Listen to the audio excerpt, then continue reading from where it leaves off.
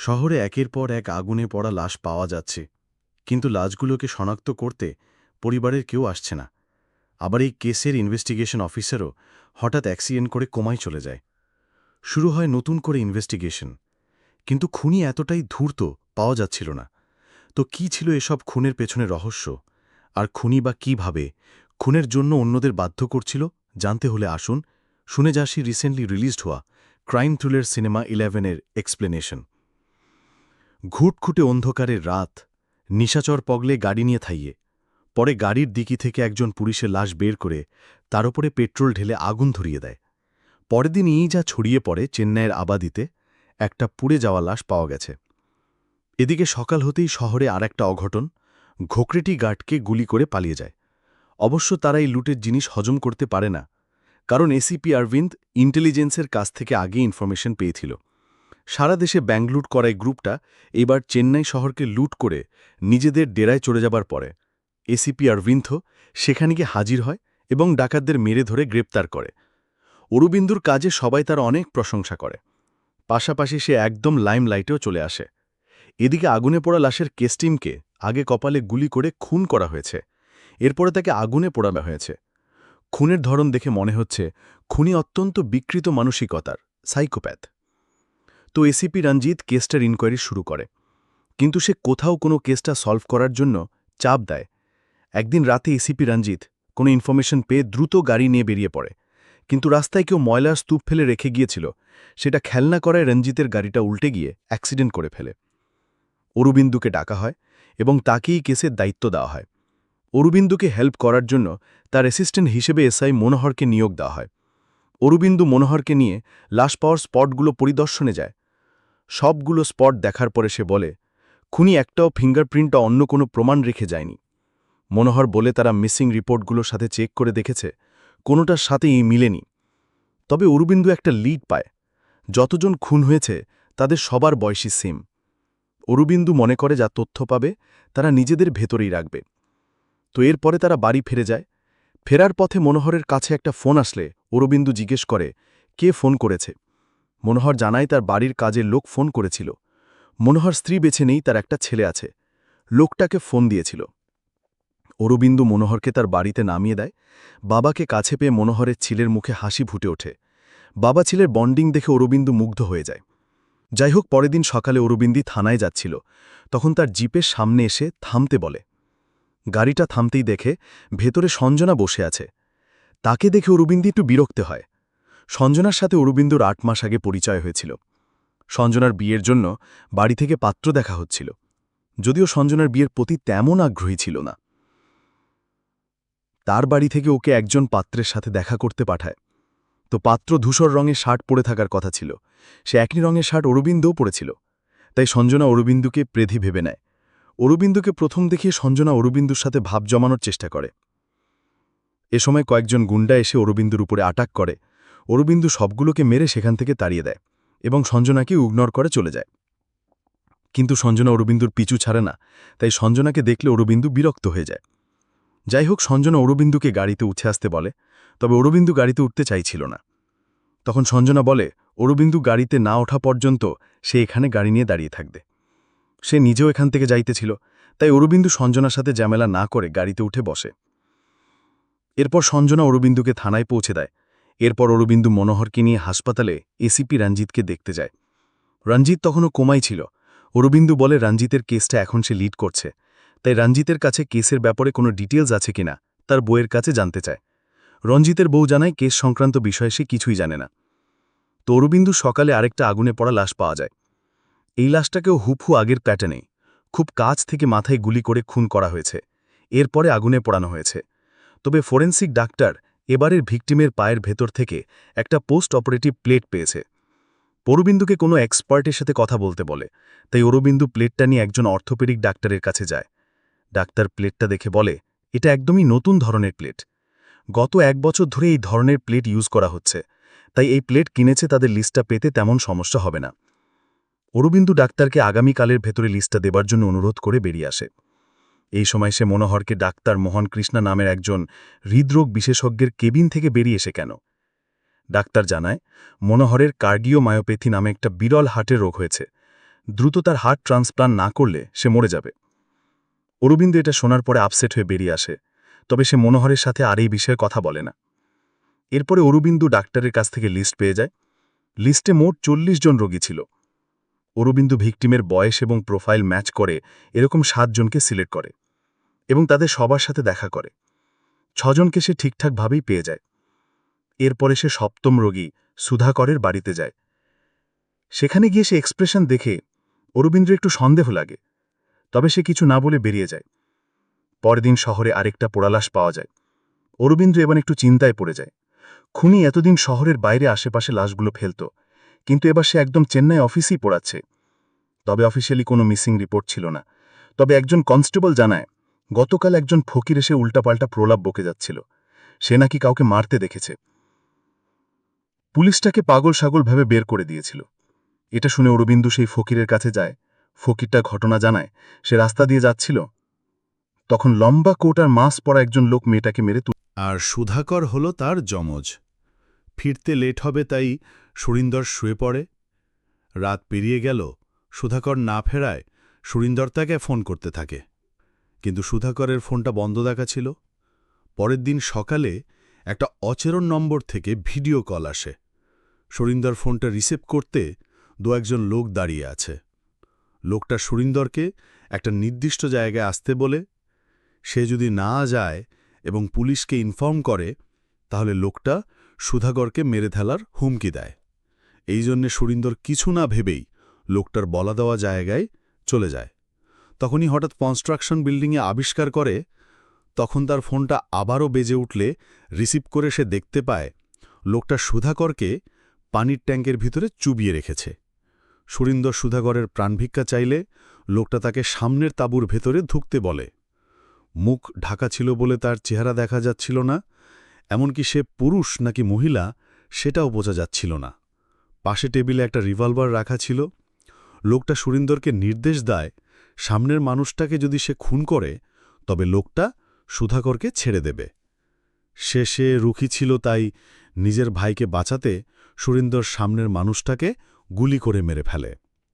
এরপরে সুরিন্দর আবারও জ্ঞান হারিয়ে ফেলে এবং জ্ঞান ফিরে দেখে সে ওখানেই আছে যেখানে সে প্রথমবার দাঁড়িয়েছিল। ঠিক একই ঘটনা ঘটেছিল মীরার ব্যাপারেও। সে বান্ধবীর বাড়িতে কাটাবে মেসেজ দেখা মাত্রই সে মীরাকে ফোন করে, কিন্তু তার ফোন অফ থাকা ছিল।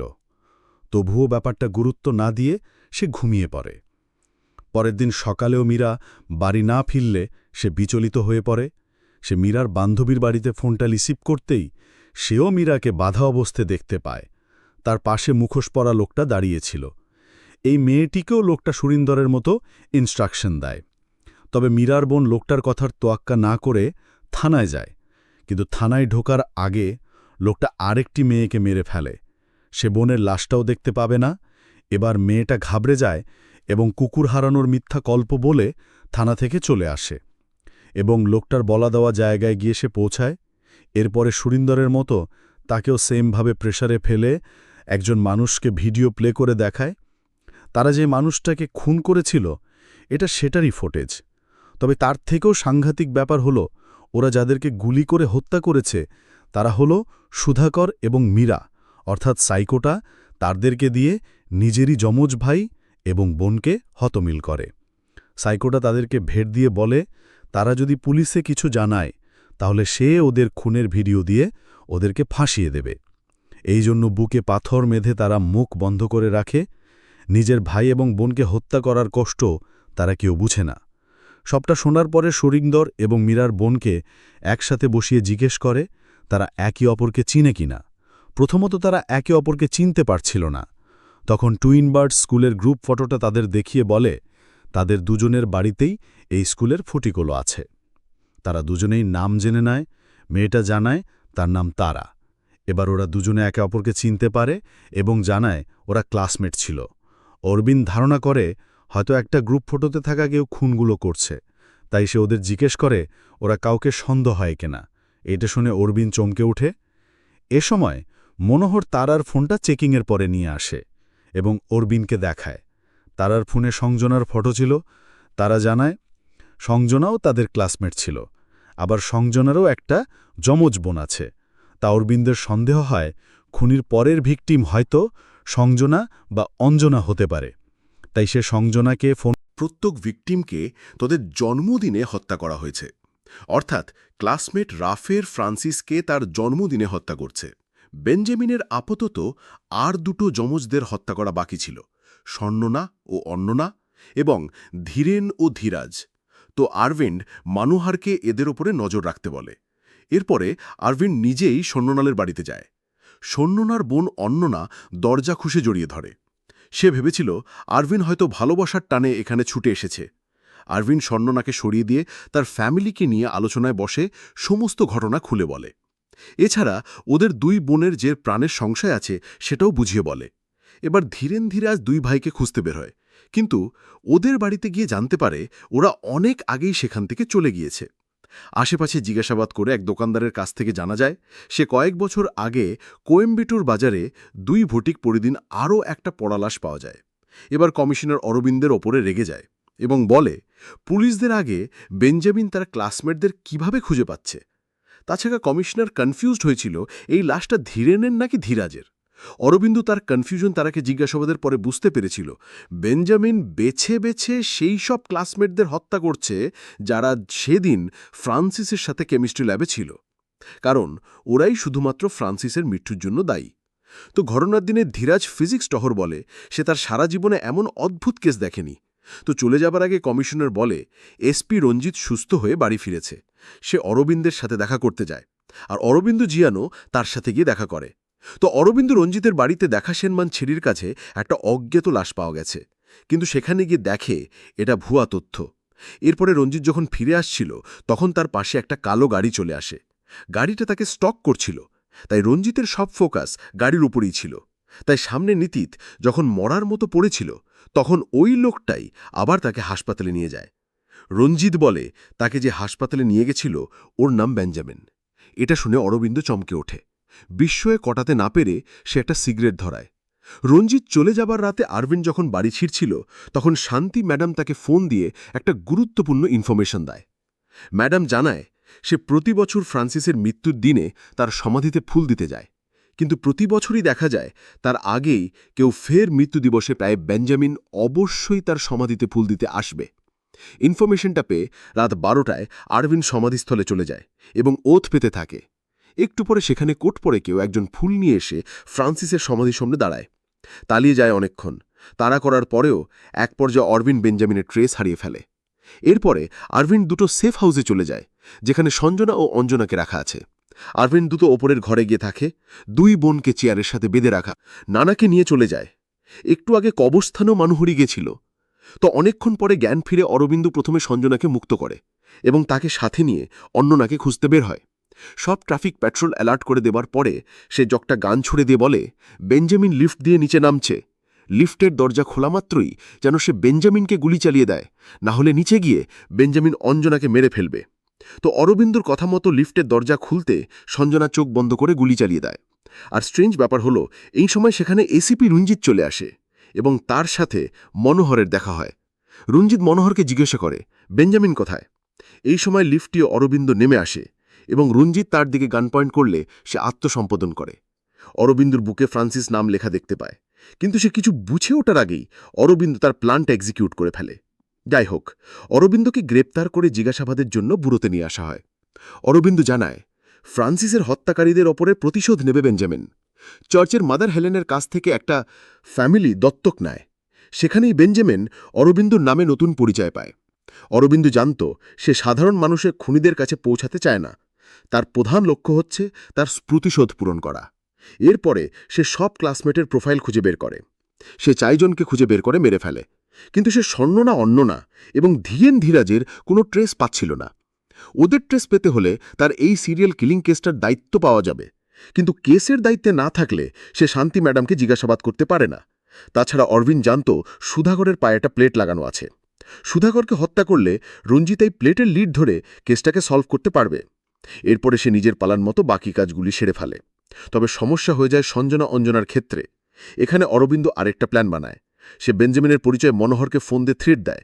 তাকে বেঞ্জামিনের সেজে ফ্রান্সিসের প্রতিশোধ নিতে এসেছিল, আর মনোহর যাতে সন্দেহ না করে এই জন্য সে তাকে মিছিমিছি তাড়া করারও নাটক করে। এরপরে একইভাবে আরভিন বেঞ্জামিনের পরিচয়ে মনোহরকে ছেলের মৃত্যুর কথা বলে থ্রেট দেয় এবং অঞ্জনাকে কিডন্যাপ করিয়ে ওই বিল্ডিংয়ের লিফটের ভেতরে শেষ পর্যন্ত সে এই প্ল্যানও সাকসেস হয়। তবে আরভিন বলে সে একটা জিনিস বুঝতে পারছে না, রঞ্জিত তার পরিচয় কিভাবে জানল। রঞ্জিত বলে সেদিন তার বাড়িতে এসে আরভিন সিগারেট ধরানোর সময় যে লাইটার ইউজ করেছিল সে একই লাইটের অ্যাক্সিডেন্টে পড়ে, আর অরবিন্দর ওপরে সন্দেহ হয় এবং তার ব্যাপারে খোঁজখবর নিতে শুরু করে। এরপরে রঞ্জিত লুকিয়ে অরবিন্দর বাড়িতে যায়। অরবিন্দর বাড়িতে গিয়ে দেখে সব জিনিসপত্র জোড়া জোড়া রাখা আছে, মানে অরবিন্দ নিজের পাশাপাশি ফ্রান্সিসের জন্য অঙ্কে বেঞ্জামিনের ফ্রান্সিসের একটা ফটা পায়। এর থেকে সে শিওর হয়ে যায় অরবিন্দুই বেঞ্জামিন। তারপরে রঞ্জিত আরবিন্দের গাড়িতে জিপিএস ট্র্যাকার লাগিয়ে দেয়, আর সেটা ট্র্যাক করে সেদিন সে ওই কনস্ট্রাকশন বিল্ডিংয়ে গিয়ে থাকে। তো আরবিন্দ অবশ্য কিছুই বলে না, জাস্ট মুচকি হাসি দেয়। যাই হোক, এরপরে আরবিন্দের কেসের ট্রায়াল শুরু হয়। কোর্ট তাকে ফাঁসির আদেশ দিয়ে জেলে পাঠিয়ে দেয়। এদিকে কেস সলভ হয়ে যায়। রঞ্জিত এবং কমিশনার সাহেব খুব চাপের ফেলে দিয়েছিল, তাই তারা দ্রুত প্রেস কনফারেন্স শেষ করে বেরিয়ে যায়। কনফারেন্স শেষে রঞ্জিত তার মনোহর একসাথে বেরিয়ে যাচ্ছিল, তখন তাদের সাথে দৌড়ে আসা একটা ছেলের ধাক্কা লাগে। ছেলেটাকে দেখে তারা অবাক হয়ে যায়, কারণ তারই একটা যমজ ভাই ধীরেন, আর তার নাম হলো ধীরাজ। আর তার ফ্রান্সিসের ক্লাসমেট ধীরেন এখন ঠিক সেই জেলে আছে যে জেলে অরবিন্দুকে রাখা হয়েছে। রঞ্জিত ধীরাজকে জিজ্ঞাসা করে তাদের জন্মদিন কবে। ধীরাজ বলে আজই তাদের জন্মদিন। এই জন্মদিন পরে রঞ্জিত তাদেরই মেরে ফেলেছিল। এই দৃশ্য দেখে এবার মনোহরের শান্তি ম্যাডামের কথাটা মনে পড়ে যায়। শান্তি ম্যাডাম বলেছিল বেঞ্জামিনের প্ল্যান এ ও বি এর সাথে সব সময় প্ল্যান সি থাকে, যেটার ব্যাপারে প্রতিপক্ষ কখনোই আন্দাজ করতে পারে না। আজকের ঘটনা থেকে দিন যখন সে কোয়েম্বেটোর বাজারে ধীরেন ধীরাজের খুঁজতে গেছিল, তখন সে তাদের দুজন বন্ধুর কাছে জানতে পারে ধীরেন এখন জেলে আছে। ইন্টারেস্টিং ব্যাপার হলো, সিনেমার শুরুর দিকে আমরা যে ব্যাংক ডাকাতি দেখেছিলাম সে ডাকাত দলটা জেলে পাঠিয়েছিল। তো পরে যখন সে ধীরেনের পরিচয় জানতে পারে, তখন সে জেলে যাবার একটা প্ল্যান বানায়। প্রথমে অরবিন্দ একটা বেওরিশ লাশকে পুড়িয়ে সবাইকে বিশ্বাস করায় এটাই ধীরেন। এরপরে সে সেকেন্ড চালটা দেয়। অরবিন্দ সেই দিন রঞ্জিতের বাড়িতে গিয়ে সে ইচ্ছে করেই সেম লাইটার দিয়ে সিগারেট ধরিয়েছিল, যাতে রঞ্জিতে তার উপরে সন্দেহ হয় এবং অবশেষে জেলে যাবার ব্যবস্থা হয়ে যায়। অরবিন্দ ফুলপ্রুফ প্ল্যান করে রঞ্জিতের জন্য জাল পেতেছিল, আর রঞ্জিত না বুঝেই সেই টানে পা দিয়ে দিয়েছিল। অরবিন্দ মনোহরের কাছে এগিয়ে গিয়ে বলে, নিজের বুকের বাম দিক দেখিয়ে দিয়ে বলে সে নিজের হার্টটা মনোহরকে দান করে যাচ্ছে, যাতে হার্ট ট্রান্সপ্লান্ট করে মনোহর নিজের সন্তানের সাথে আরও বেশি থাকতে পারে। অরবিন্দ ছোটবেলায় বাবা মাকে হারিয়েছে, এরপরে ভাইকে হারিয়েছে, এরপরে মায়ের মতো আদর করা শান্তি ম্যাডাম এবং মদার হেলেনকে হারিয়েছে, সবশেষে তাকে দত্তক না বাবা মাকে হারিয়েছে। অরবিন্দুর সারাটা জীবন কেটেছে শুধুমাত্র ফ্রান্সিসের খুনিদের শেষ করার জন্য। যেহেতু তার এই কাজটাও কমপ্লিট হয়ে গেছে, তাই সে মরে যাবার সিদ্ধান্ত নেয়। অরবিন্দর কাছে পাওয়ারফুল কিছু ড্রাগস ছিল, এগুলো সেবন করলে মানুষের মস্তিষ্ক ডেড হয়ে যায়, আর অরবিন্দ সে তাই মৃত্যু পরে তার হার্টটা মনোহরকে দেওয়া হয়। তো মৃত্যুর পরে অরবিন্দর একটা চিঠি শান্তি ম্যাডামের কাছে পৌঁছায়, সেটাতে শুধু একটা শব্দই লেখা ছিল, মা। সবশেষে ফ্রান্সিসের সমাধির পাশেই অরবিন্দুরও সমাধি দেওয়া হয়। এবার অনন্তকাল দুই ভাই। শিশু এবং কিশোরকাল লাইফের খুবই গুরুত্বপূর্ণ সময়। এ সময় পাওয়া ভালোবাসা, আদর, অত্যাচার, ঘৃণা, অবহেলা পরবর্তী জীবনে এফেক্ট ফেলে। তাই সন্তানের শিশু এবং কিশোরকালের প্রতি বিশেষভাবে নজর দিন, তাদের ভালো মন্দের বিচার বিবেচনা